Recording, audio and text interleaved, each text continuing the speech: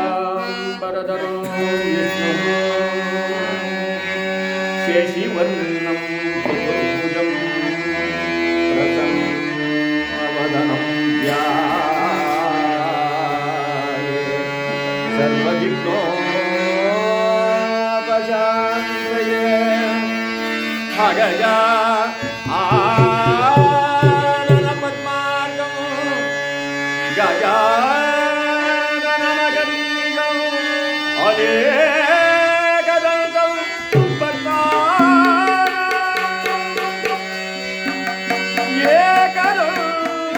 ಏಕದಂತಮುಪಾತ್ಮಯೇ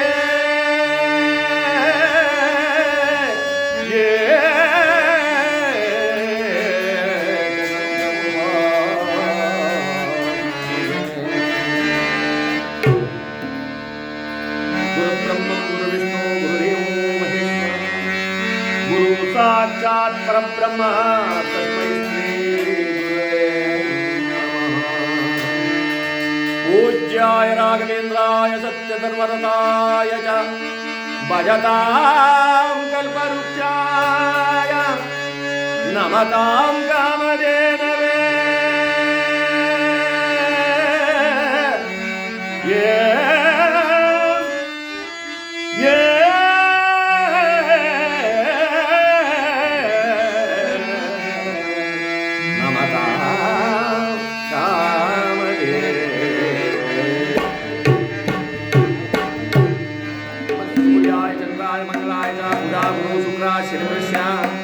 राघवे केतवे नमः। श्रीरघुकुलाम्बुजन्मं राजीवलोचनं रमणीयगात्रं चारुतरचरित्रं चतुराननविधं भानुवंशविराजितं श्रीरामचन्द्र नमस्ते।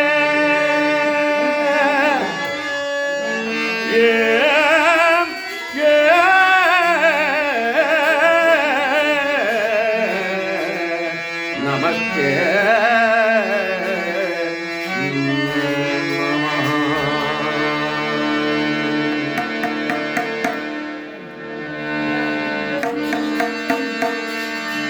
विनायका निल वीणाम्रवधुः विनायका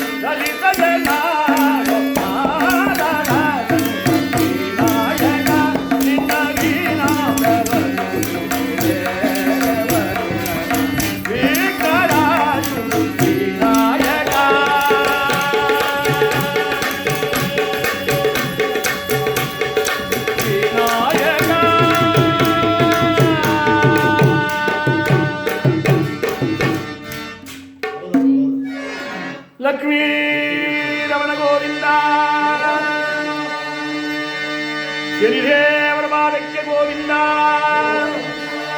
ನವಗ್ರಹಗಳ ಪಾದಕ್ಕೆ ಗೋವಿಂದ,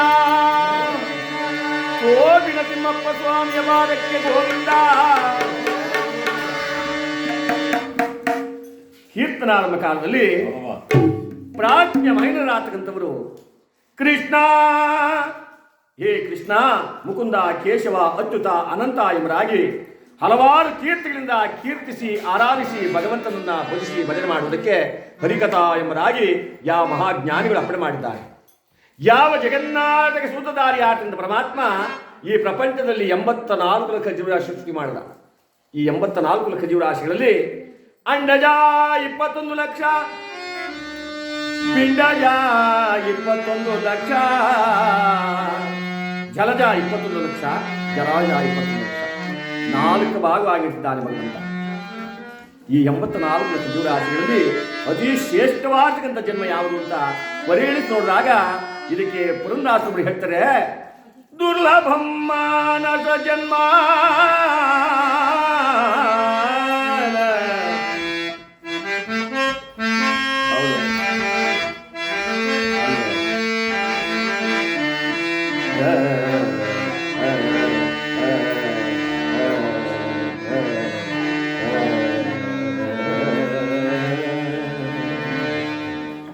ಈ ಮಾನವನ ಜನ್ಮ ಬಹಳ ದುರ್ಲಭ, ಅನ್ನುತ್ತುವುದೇ ಬಹಳ ಕಷ್ಟ, ಅಪರೂಪವಾದ ಜನ್ಮ.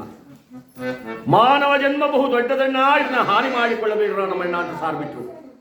ಇವನಿಗಿಂತ ಎತ್ತರವಾದ ಪ್ರಾಣಿವೆ, ಸೂಕ್ಷ್ಮ ಬುದ್ಧಿಯುಳ್ಳ ಪ್ರಾಣಿವೆ, ಬಲಶಾಲಿಯಾದ ಪ್ರಾಣಿವೆ, ಆದರೂ ಕೂಡ ಈ ಮಾನವನನ್ನು ದೊಡ್ಡವನು ಅಂತ ಕೊಂಡಾಡಿದ್ದಾರೆ. ಇದ ಮೇಲೆ ಮರೆತು ಮಾನವನಾಗದೆ ಅರಿತು ನೀ ಶರಣನಾಗೆಂದ. ಮರೆತು ಮಾನವನಾಗದೆ ಅರಿತು ನೀನು ಶರಣನಾಗು. ಅದನ್ನೆಲ್ಲ ಅರ್ಥ ಮಾಡ್ಕೋಬೇಕಾದ್ರೆ ಮನುಷ್ಯನಿಗೆ ಜ್ಞಾನ, ಆ ಜ್ಞಾನ ಸಂಪತ್ತಿರಬೇಕು. ಇದು ಯಾವ ಅಂಗಡಿಯಲ್ಲಿ ಮಾರುವಂಥ ವಸ್ತುವಲ್ಲ, ಯಾವ ಮಾರ್ಕೆಟ್ಗೆ ಹೋದ್ರೂ ದುಡ್ಡು ಕೊಟ್ಟು ಕೊಂಡ್ಕೊಂಬರಕ್ಕೆ ಸಾಧ್ಯವಿಲ್ಲ. ಯಾವುದನ್ನ? ಈ ಜ್ಞಾನ ಅಂತಕ್ಕಂಥದ್ದನ್ನ. ದೊಡ್ಡವರು ಹೇಳ್ತಾರೆ, ದೇಶ ಸುತ್ತಬೇಕೋ, ಕೋಶ ಓದಬೇಕೋ,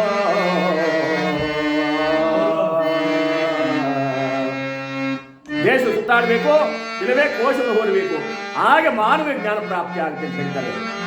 ಅಲ್ಪ ಆಯುಷ ನಾವುಗಳು ದೇಶ ಸುತ್ತುವುದಕ್ಕಾಗಲಿ ಕೋಶ ಓದಕ್ಕಾಗಲಿ ಸಾಧ್ಯವಿಲ್ಲ.